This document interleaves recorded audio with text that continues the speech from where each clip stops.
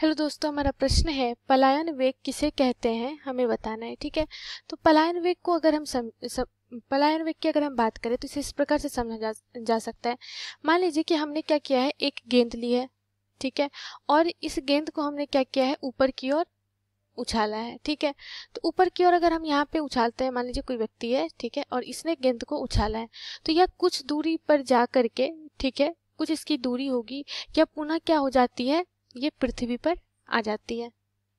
ठीक है, पुनः पृथ्वी पे क्या होती है, ये वापस आ जाती है। इसका कारण क्या है कि जो हमारी पृथ्वी जो गुरुत्वाकर्षण बल लगाती है, ठीक है, उसके कारण, वह गुरुत्वाकर्षण के क्षेत्र में आने के कारण क्या होता है कि इस पे नीचे जो गुरुत्वीय बल लग रहा होता है, तो यह एक निश्चित ऊंचाई पर से जा करके फिर ये क्या हो जाती है, पृथ्वी पर वापस आ जाती है। ठीक है, क्योंकि क्या होता है, गुरुत्वाकर्षण बल अपनी ओर इसे आकर्षित करता है।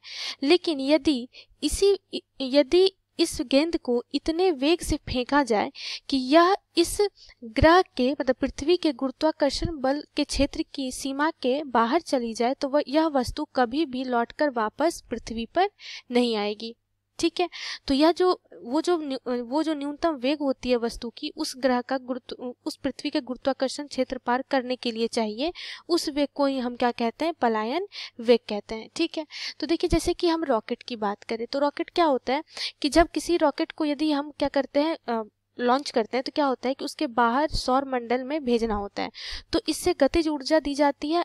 अर्थात हम कह सकते हैं कि इसे क्या किया जाता है, पलायन वेग से भेजा जाता है, जिससे कि उस पर गुरुत्वीय बल कार्य ना करे और वह सौर मंडल तक वो पहुंच जाए। ठीक है, तो पलायन वेग की परिभाषा क्या हो जाएगी, तो देखिए परिभाषा क्या हो जाएगी पलायन वेग की, कि वह न्यूनतम वेग जिससे किसी पिंड को दिया जाए तो वह गुरुत्वाकर्षण क्षेत्र को छोड़कर चला जाता है और पुनः लौटकर वह पृथ्वी पे नहीं आता है। इसी वेग को हम लोग क्या कहते हैं, इसी न्यूनतम वेग को हम पलायन वेग कहते हैं। ठीक है, अब देखिए पलायन वेग, अब बात आती है कि कितना वेग दिया जाए किसी भी पिंड को ताकि वह गुरुत्वाकर्षण क्षेत्र से क्या हो जाए, बाहर हो जाए और पुनः वह पृथ्वी पर वापस ना आए। तो इस वेग को ज्ञात करने के लिए हमारे पास एक सूत्र होता है जिसे हम लोग क्या कहते हैं, वी से सूचित करते हैं। ठीक है, तो यहाँ पर वी का मतलब क्या हुआ, एस्केप वेलोसिटी। ठीक है, तो पलायन वेग जो होता है वी बराबर ये कितना हो जाता है, √2 g/r।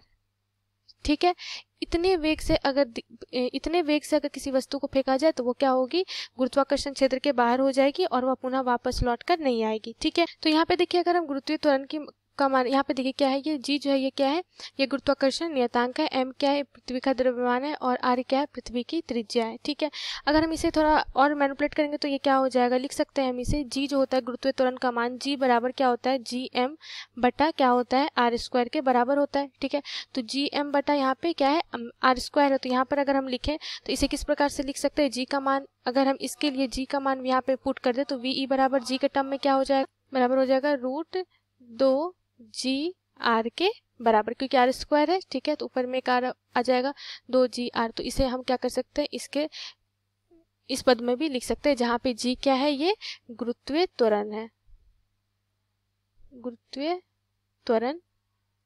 ठीक है, और आर क्या है, ये पृथ्वी की त्रिज्या है। तो इस वेग से अगर हम फेंके किसी वस्तु को तो क्या होगा, वह गुरुत्वाकर्षण क्षेत्र से बाहर चला जाएगा और पुनः वह वापस लौट के नहीं आएगा। इसी को हम लोग क्या कहते हैं, पलायन वेग कहते हैं। धन्यवाद।